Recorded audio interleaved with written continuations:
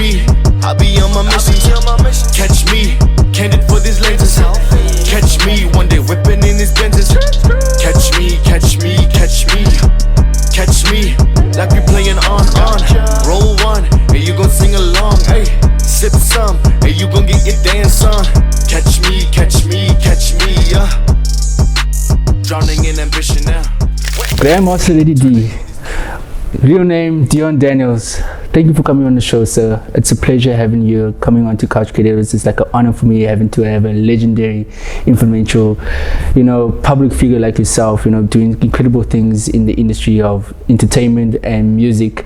Your career expands over 40 years, and I'm so super honored just to like share your journey and to have the audience watching right now to like be in the presence as I am, to just like unravel the ins and outs between DJing, but not only DJing, and all the other aspects that you're involved with, the other projects and events, So I'm excited. How do you feel yourself for coming through to the show?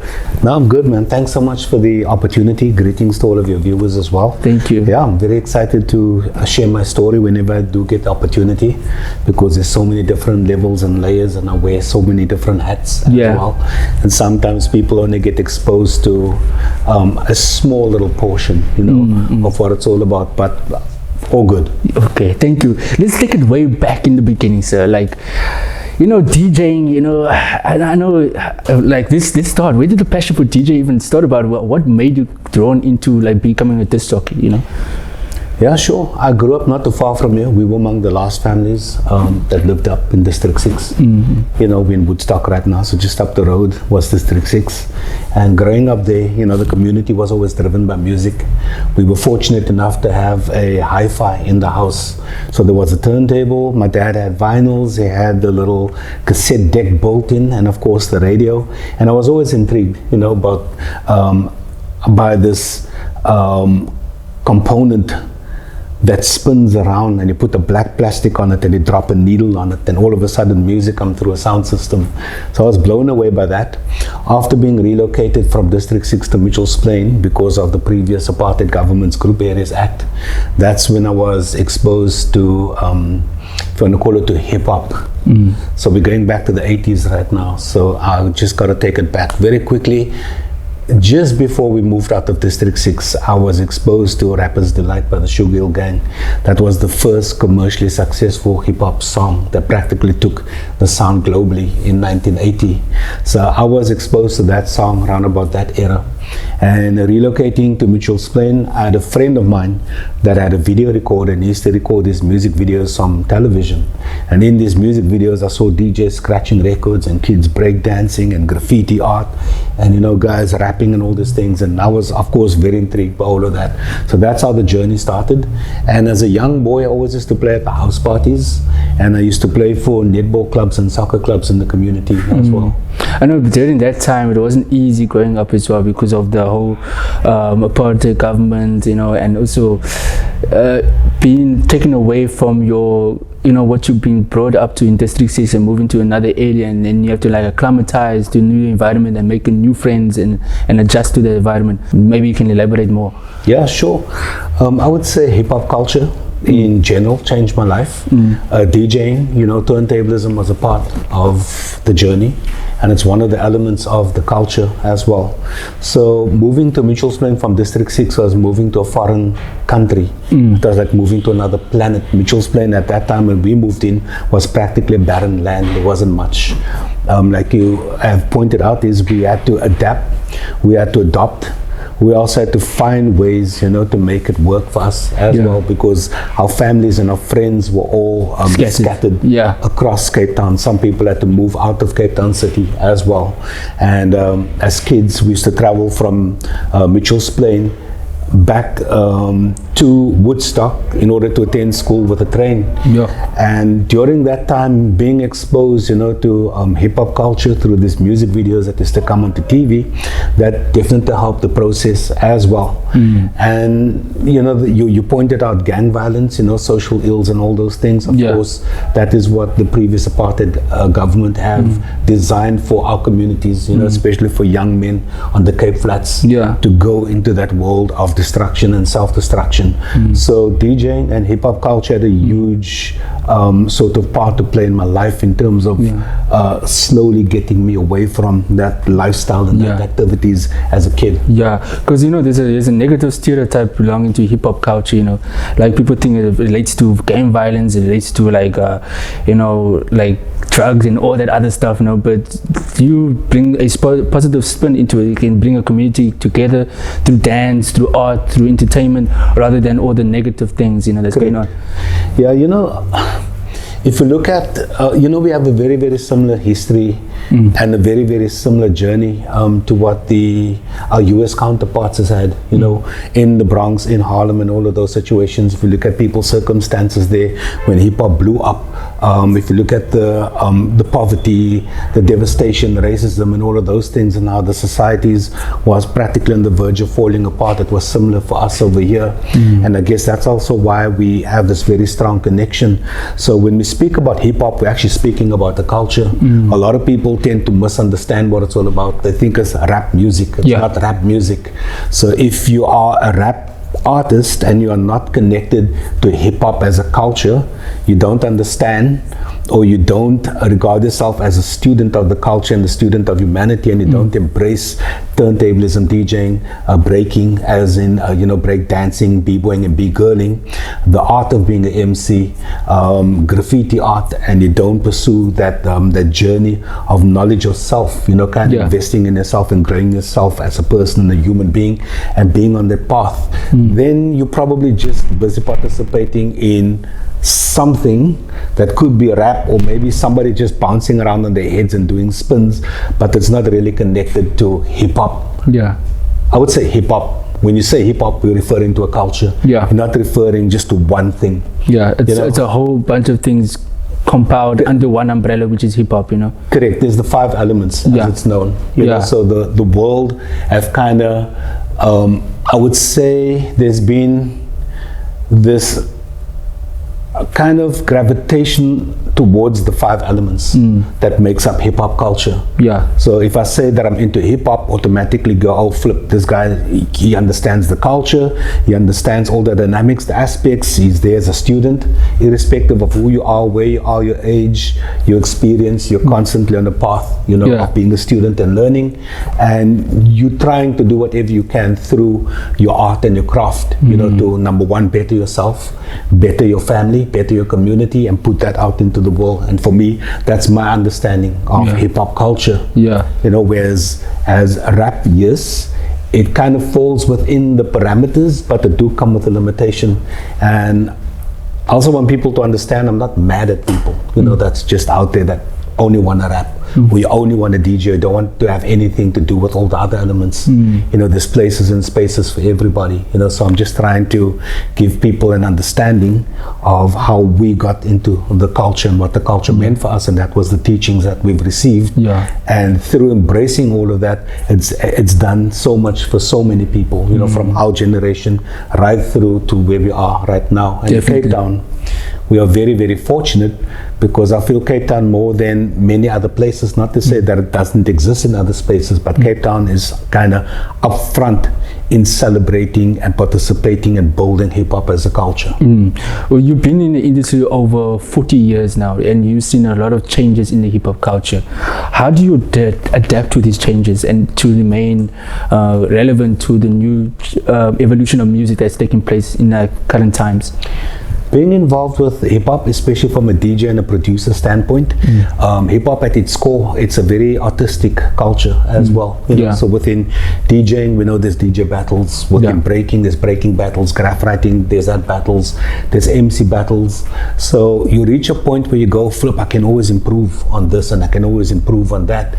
And with being a hip-hop DJ, it's always about being, kind of on the front lines, experimenting and blending different genres. So if we trace the roots of hip-hop music, it goes back to funk, soul, disco, reggae, rock, steady, and there's so many other genres that come, that aligns and attaches itself to hip-hop music, including disco music as well. So hip-hop music have always kind of incorporated that, sampled that, used that, and over time it evolved. So when the 808 drum machine came along, you know, that big 808 boom that people are enjoying now in trap music and drill and all of that. Yeah. We were sampling all of those things in the 80s and the 90s already. So for me, as not only a DJ but a producer as well, you know, we've always been experimenting with different sounds, sampling different sounds from across Africa, across our city, trying to fuse it, blend it, and see where we can take it. Do you think, sorry to interrupt, do you think hip hop has lost its authenticity? No. Because of all the evolution of hip hop changing, having trap, having, you know, all these different kind of sounds, all influenced by hip hop. So my question is now, is hip hop dying? No. And new sound is coming out of hip hop? Hip hop is not dying. Hip hop has never ever lost its authenticity. Okay. The thing that I feel people need to understand is it depends where you look. You know, there's one narrative that has been pushed on the mainstream platforms. So if you don't know, you will build this perception of, oh, that's the only sound or the only thing that exists. Yeah. But if you are on the other side of the fence where hip hop sits and where hip hop lives, you'll be following the artist, you know, that is really out there building on the culture, building on the sound, and helping to create that evolution. And all of that experimentation that I was talking about previously with the 808 drum machines, the 909s, 707s, and all of that stuff, all of that eventually led to the evolution of the sound, where we've now reached trap and we've reached drill and we've reaching even amapiano. If it wasn't for hip hop, there wouldn't be amapiano, because there's a lot of hip hop production techniques that crept into there. Yes, there's like house influences, there's kwaito influences, but there's a lot of hip hop that comes through that as well. So just to answer your question, hip hop is not dying. It will never ever die. And there are millions of people around the globe that are still pretty much involved with the culture. You can go to Japan, you'll find kids there. You can go right into war-torn Gaza, there's kids over there breaking and embracing the sound. In Germany, you can go to Brazil and all these places. So it just depends on where you look, you know. So if you're constantly looking at things through a let's say through a linear lens, a one-dimensional lens, and of course that's all you're going to receive. That's why I say the culture is really, really deep. That's really broad though, and there's a lot to experience and learn and to enjoy, you know. Yeah. So it's out there. It's out there, out there. So I wanna get touch base between your memorable performances and events. What stood out in your career, in out of all your experience in the industry? For me personally, every single event counts. It doesn't matter. You know, one day I'll find myself in a club playing maybe to 300-400 people. Then I'll find myself in another space where there's 1,000. Then I'll find myself on a stage where there's 30,000 people, up to 90,000 and 100,000. Then I'll find myself in Cape Town, Joburg, maybe across our borders in Africa, you know, elsewhere in Africa. And then I'll find myself on stages or in venues across the world. So for me, everything is of value, you know. But I know people normally want to reference places and spaces that you've had interactions with big names, so to say. So if you want to put something on the table and label it as such, I would say probably the biggest thing that we have done, not just myself, but with my crew, POC, Prophets of the City, was the inauguration of Nelson Mandela. So we met him on 2 occasions. Once when he was just released from prison out in Khayelitsha, there was a massive audience there. And then at the inauguration at the Union buildings, there was close to 1 million people. And I don't think we have any artist, and I'm saying this with the greatest of respect, in our country that have ever performed to 1 million people right in front of them. Wow.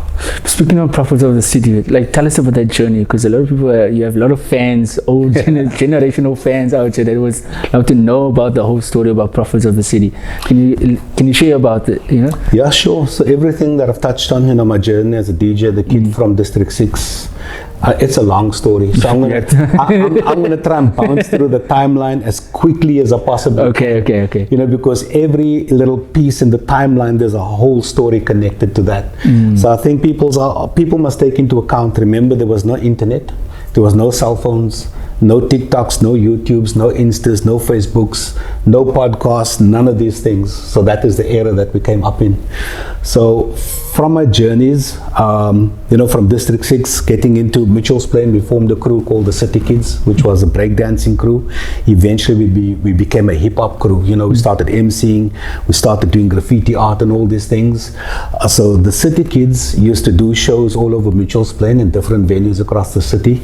We then used to take the train from Mitchell's Plain all the way through to the city center to go and join other crews and battle other crews.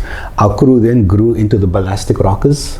And I'm taking you back to 1982 right now. Sure. So we come from the first generation of hip hop heads or hip hop senior figures. in our country. Yeah. You guys started, you brought your culture in. You made it popular and recognizable. You know, without the social media, without the 100%. Yeah. You the seed. You during the dark days of apartheid. Yeah, and that's when we needed the most. You know, to have some light to it, to have some positivity. You know, through music. You know, to get us through the dark times that we had. And we were limited to move. Yeah. We had the state of emergency acts where you had to be in the house at a certain time. You couldn't just go where you wanted to go. Well, you were political activist through Prophets of the City. I would say yes and no.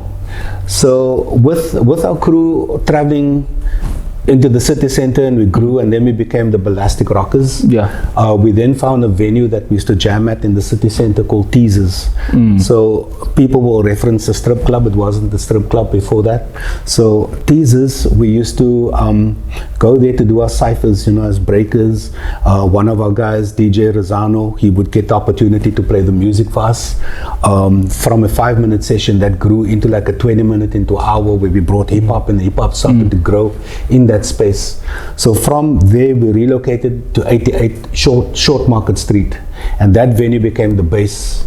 So Club Destiny, that was the base. Okay. So that venue carries a lot of history, because hip hop culture, not just in Cape Town, that influenced hip hop across the country, and especially in Joburg. And a lot of people will sit and will want to debate that, but yes, I'll take you back to 1987, and that was before Joburg had the club, which was their reference, you know, and their hub. So long story short, through the ciphers and all these things, I met one of the guys in the club.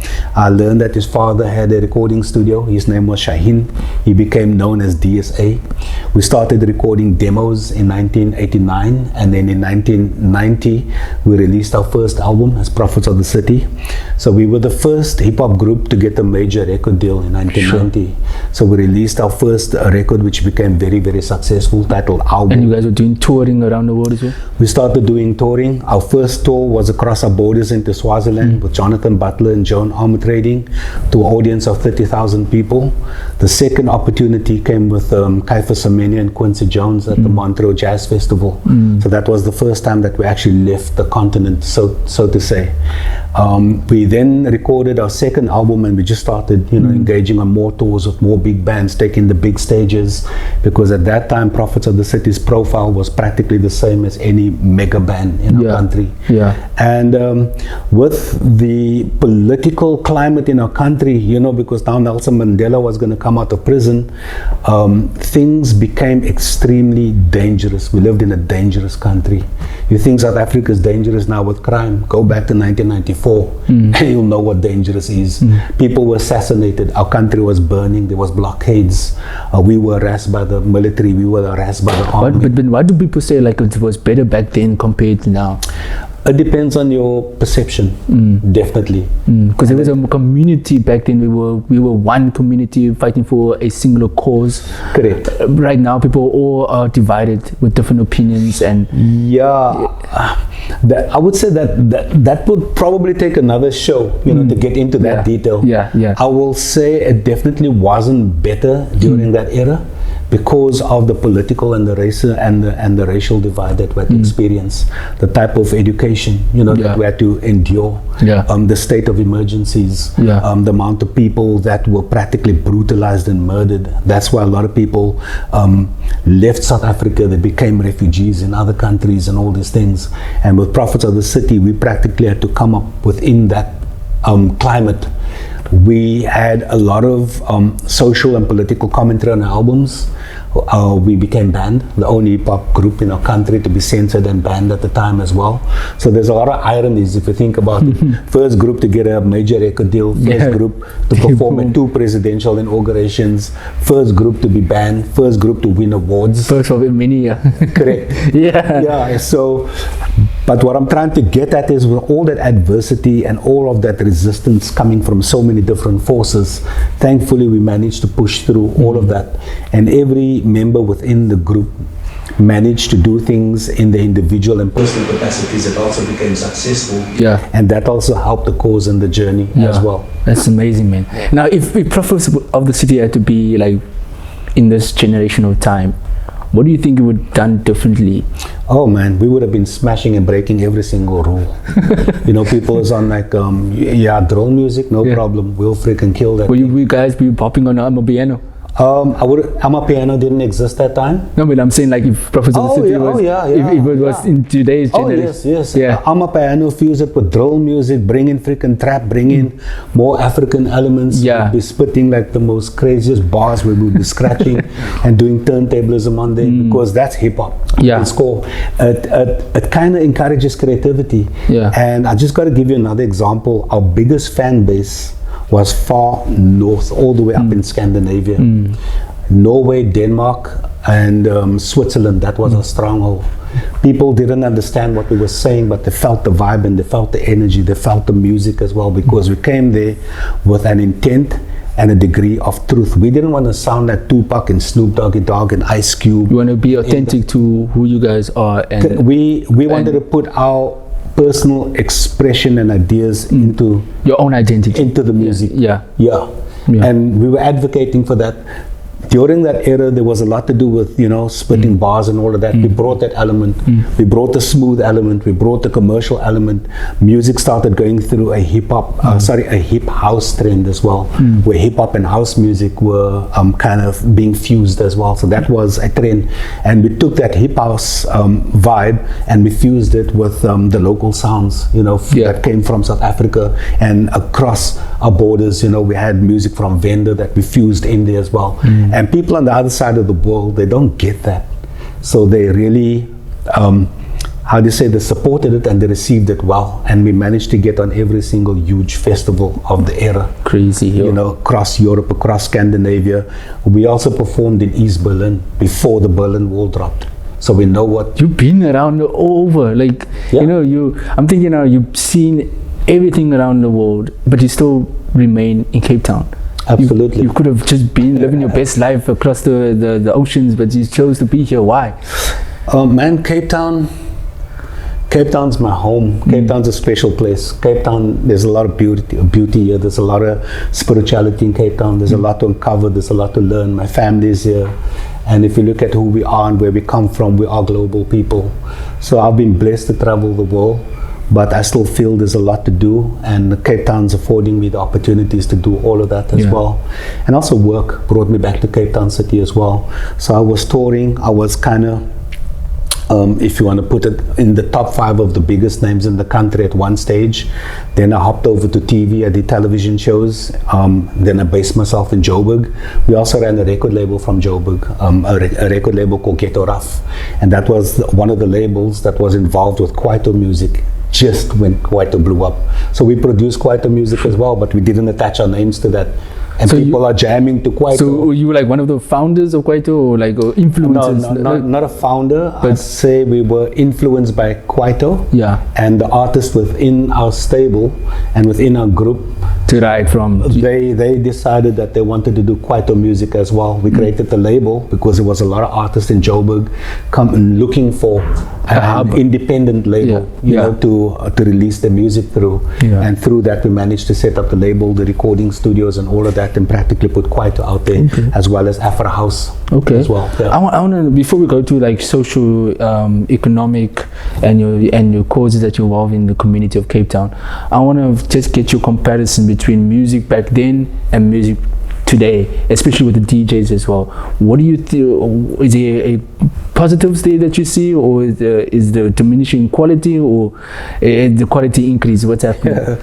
The positives for me on the DJ front right now, number one, the equipment. The equipment is so dope these days. But it's making it so easy for people just to be a DJ now. Everyone can just become DJs. Yeah, I would say it makes it easy for people to try to be DJs. Yeah. And unfortunately, so many people are happy to receive those people that are trying to be DJs. That is the downside, though. You know, anybody can now go and download the hits and put it on a playlist and play it. And these days it's become acceptable for people not to even mix anymore. So they jump on the stage with pre-recorded sets and they run out from behind the decks and they're shaking their booties and they're doing whatever dance they are doing. People lose their minds for that. But then being a DJ gets lost in all of that. I'm not mad at you if you are able to make a living of faking the vibes on that level and that's your truth, that's your thing. I'm not mad at you for doing that, but I'm just saying that from a DJ perspective. So DJing today, there's you have so many ways to become a DJ. The music is accessible. The equipment is accessible. You have social media that you can use as a tool to promote yourself and use yourself and also get business for yourself as well. Whereas our era, we didn't have that. You know, you needed to depend on mainstream media and you had to prove yourself. There was no overnight because I got a pair of decks now, automatically I'm a DJ. You had to work for it. The music wasn't easily accessible as well. You know, the music during that time was extremely expensive and very hard to come by, especially hip-hop music. So how do you get your music? Do you not pirate it? We couldn't pirate during that time. There was because remember there was no MP3s and internets and that type of stuff. Yes, you could record on a cassette player, but the quality wouldn't be good. So if you play that out into a venue, whatever, you know, it impacts the sound quality and you know and how the people respond to that. So we really had to work for it back then. You know, like really had to work for it back then. And if you're saying you're mixing, you're gonna be mixing. There's no sync buttons. There's no software. It was hard manual work put into it. There's technique to when it comes to DJing. It's not just like press the button and pretend that you know what you're doing. No, absolutely not. You really have to know what you're doing. So for me, that's some of the differences, though. The only thing that I feel I'm disappointed in is the fact that too many people get a pass to become a DJ. You know, and too many promoters and venues have come to accept that as well. So the magic, the beauty, the art, and the depth of what it means to be a DJ have been lost in translation in all of that noise. Yes, there are DJs, there are people that are really true to the craft, to the industry and the culture, but there's not too many of them that are getting the opportunities to shine. Especially the ones that has the skill, the absolute technique, but maybe they're not popular. Maybe they don't have the booty or whatever, you know, to get the audience to come and watch him play. But unfortunately, they just lost in the talented ones. Are just lost it because they don't have that, you know, the extra assets, the extra source to just get them up. Correct. I got to tell you an interesting story though. You know, and once again, I don't want to throw shade on people, but I'm just saying, there's an influencer that's very popular that is making a good living of being a DJ, and one of those that run and do their thing in front of the stage. This influencer one night had to do a mix on a radio station. The influencer stood behind the decks, stared at the decks, and then the influencer had to call my producer to ask, where's the power button, where do you switch the decks on? Wow. So these are the people that are getting the opportunities and that are being regarded as DJs. Wow. So imagine what that does to somebody that spends the money on the equipment, that buys music. They don't download and use YouTube rips. They actually purchase the music from legitimate DJ pools. They spend hours, months, years to practice how to mix, to understand the gear, how to craft a set, how to read a crowd and not just go out there and doing gimmicks. So imagine what it must do to somebody that does that versus somebody that just got a whole lot of likes and views. It's unfair, but it is what it is. It's unfortunate. So, Mr. Reddy, so when it comes to DJ Reddy, apologies, Grandmaster Reddy D, you have to make it right. So let's get it right. So, you know, you probably face a lot of challenges in your time. You know, what are those challenges, and what advice would you give towards young upcoming DJs especially to successfully get those opportunities when they're not popular and not trending and having lots of likes? You know, how do they successfully get into that space where they can show their creativity or their talent as a DJ? Let's start with the challenges. I mean, these days, being a DJ doesn't mean you only have to be in one space. You don't only have to be in a club or on a festival or whatever the case may be. I'm just looking at where I'm working right now at Good Hope FM. And I would say about 90% of everybody working, they're all DJs, right through to the top level management. So what I'm trying to get at is there's a lot of opportunities for DJs to fill a lot of spaces as well. And a lot of DJs are getting into production as well. And you do have social media that you could use to the best of your advantage. You can jump onto platforms such as Twitch and TikTok and all these things, and you can actually be playing and DJing to more people than anybody could do in a club or on a festival over here. So it just depends, you know. And I think if you're not getting the opportunities to get out there, then surround yourself with a group of people that share your passion and start doing your own events. You know, hire the venues, get your own sound, get your own crew together, learn how to draw proposals, what that is all about, get a good team, get management, and then, you know, you do it from that perspective. Build your own. Sometimes it takes a while to build it, but build it and keep going. And don't lose focus, you know. And just remember, to build something strong and to build something that will stand the test of time, those things doesn't happen overnight. You know, a lot of these influencers that's out there, once again, no disrespect, but we know the influencer world is changing. Brands are starting to wake up and go, nah, these people are too superficial. They're only here to make a buck. And when I look at their social media posts, they don't believe in my brand. They're just here because I paid them now to promote this, and they don't really believe in my brand. They're just here for the paycheck, and next week they moved on to something else and something else and something else. So I know in the US, a lot of brands are starting to look at that now, and the influencers are starting to lose their status right now. So that's going to be out of the door very soon. And I think it's going to go back to where people will get jobs within the entertainment industry that comes with substance. Based on their talent and actual skills. Correct. Yeah. And people want to learn about experiences. They want to hear about people's stories, and people want to connect on that level. And I feel that the world is changing right now, where all the superficial aspects are slowly starting to die out. You know, we might not see it quite, but I can feel and I can see it's taking place right now. People want more substance. People want to connect on a human basis. You know, they want to know how much cars you got, how much money you got, what's the size of your mansion, you know, how much bottles we're going to pop. It's that human touch, you know, that correct. And that's where the world's going. That divide you were talking about and all those things, there's a lot of stuff that's creating so much divide in the world today.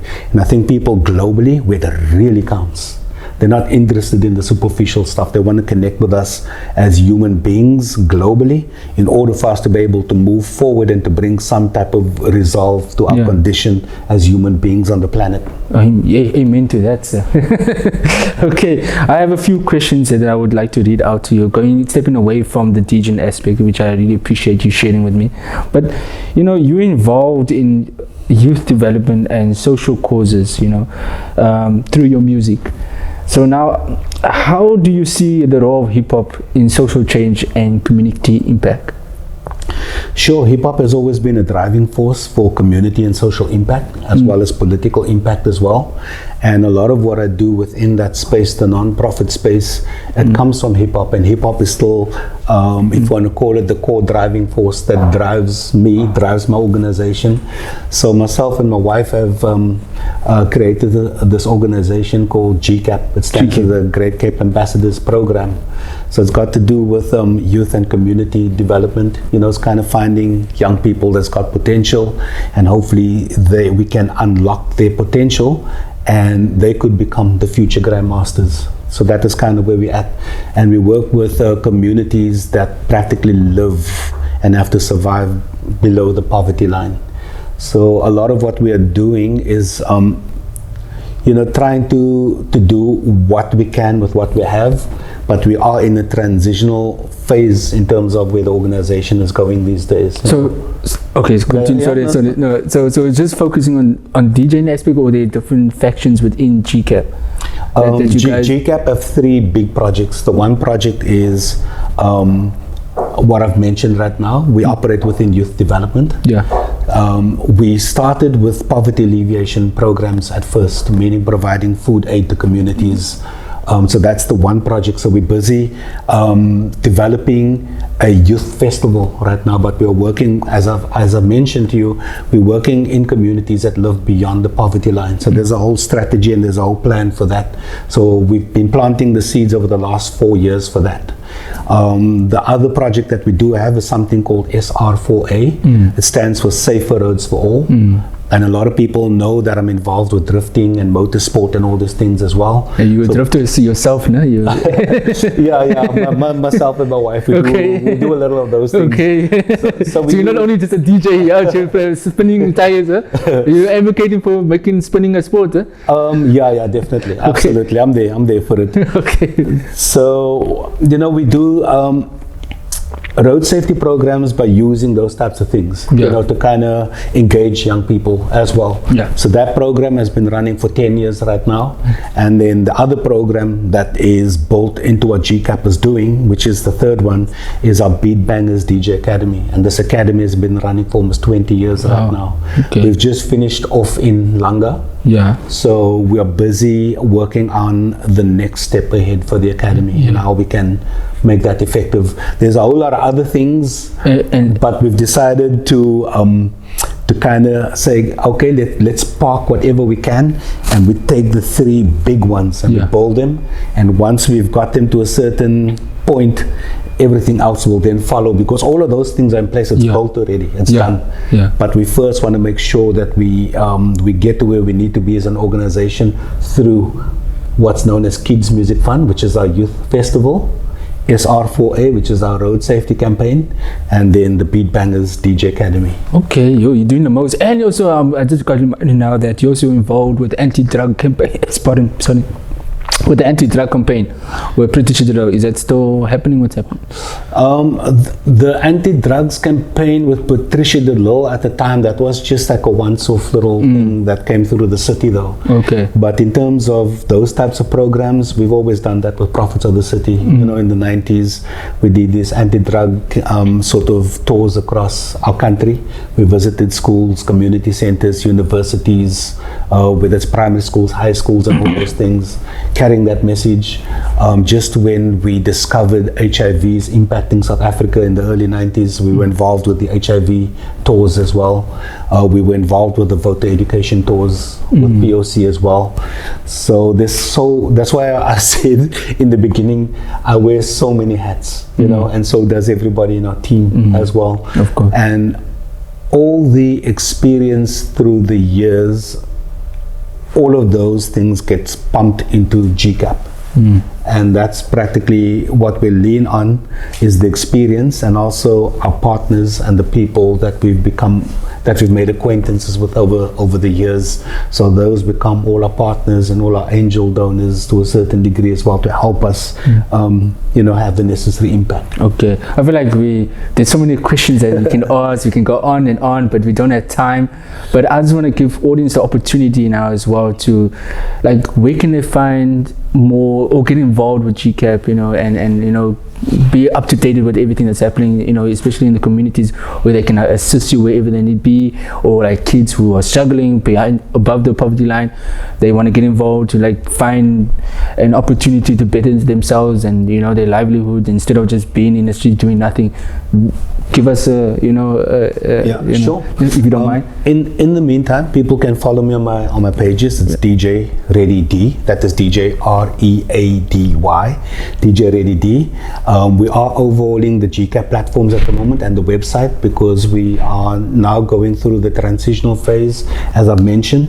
And as soon as we're ready, I will push it on my platforms. The SR4A page, it's SR with the number 4A. It is there. So if you want to check out the content and see what we're doing, follow. I'm hoping that everything will pop up on your timeline.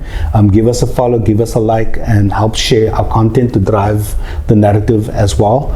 And as soon as everything falls in place, we will definitely do a major call to action, to see how people can get involved, either as volunteers. Hopefully you can come on board as an angel donor, and if you're in the capacity to come on board as a primary donor, then we can definitely have the conversation. And ultimately, that is what we need in order to impact huge amounts of people within the communities that need it the most.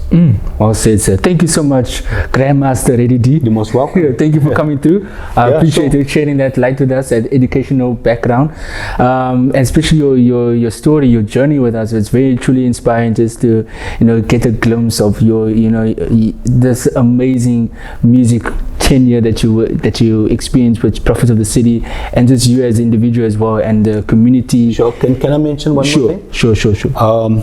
Apart from Prophets of the City, I'm not sure if people know that we formed another crew that was also just as successful as Prophets of the City. Okay. But pioneering Afrikaans hip hop, called BVK, Brasse van die Kaap. Brasse van die Kaap. Yeah. I didn't know this. Be on the lookout. Is this new now, just coming out, or is this had been back in the day? Back in the day. Okay. Straight after Prophets of the City in 1990. 95, 97, that happened already. There was Brasse van die Kaap that made the same impact that Prophets of the City did within the Afrikaans music, if you want to call it landscape, but through hip hop. Sure.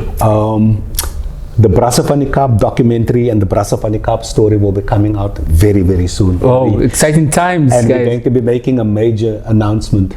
And there's a lot of Prophets of the City story that is woven through there. Yeah. But it also gives you another perspective and another side of the South African hip-hop story as well, and how Brasse van die Kaap was the catalyst and the pioneers for Afrikaans hip-hop music. Is this new? Is this like what they say, like information?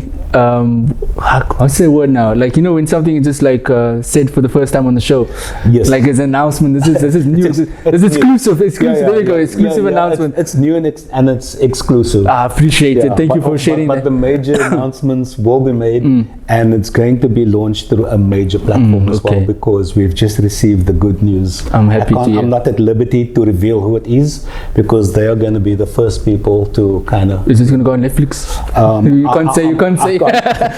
I can't say. But we're manifesting it. but thankfully, it's been picked up, and people have come to realize the impact of what that group have done as well. So I had a lot of exciting times. Journeys within the Brasse van die Kaap landscape at the same time as Prophets of the City as well. Your hands are all over the show here with different factions. It's the culture. When people say it's the culture, that's the power of hip hop. The power of hip hop. Christian, and now this is out of the box. Christian, would you ever mentor upcoming DJ groups like how you were involved with Prophets and City and Brasse of the Kaap? The best way that I can mentor people at the moment is for people just to follow what I do, and hopefully you can draw inspiration from that and keep your ears to the ground and keep attuned to social media. So the minute we start launching, all our initiatives, come and be a part of it.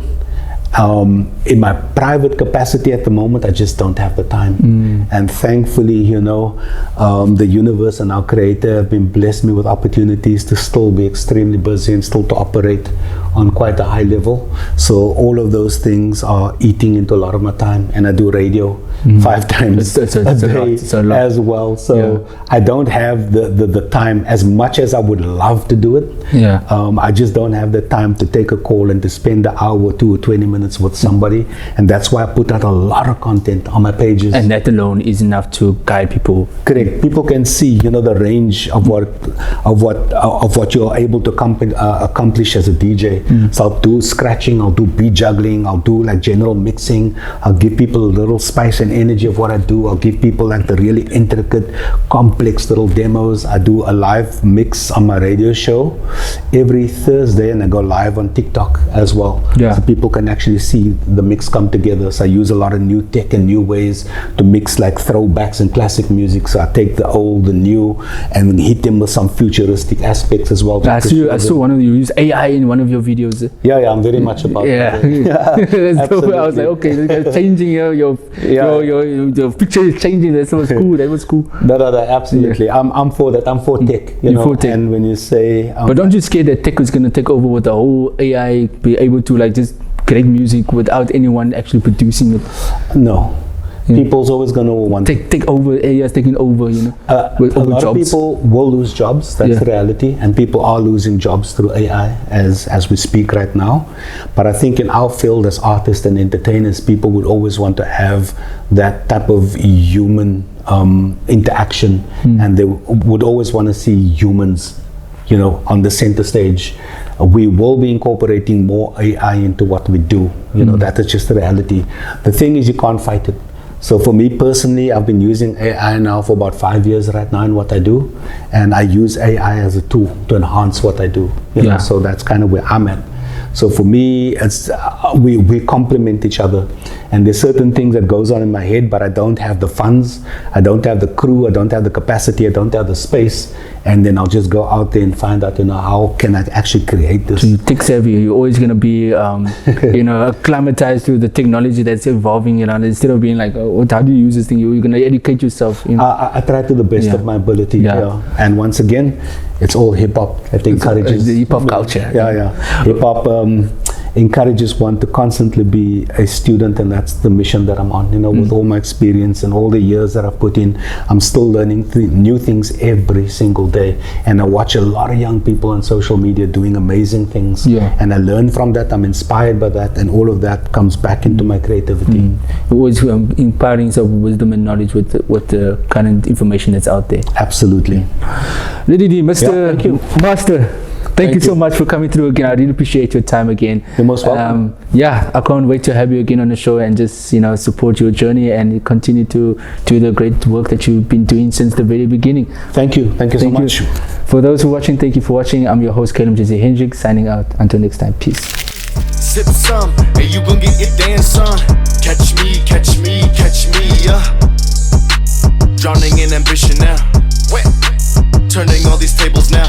Blip, burning all these bridges down. Lit, catch me, damn, damn, damn. Catch me,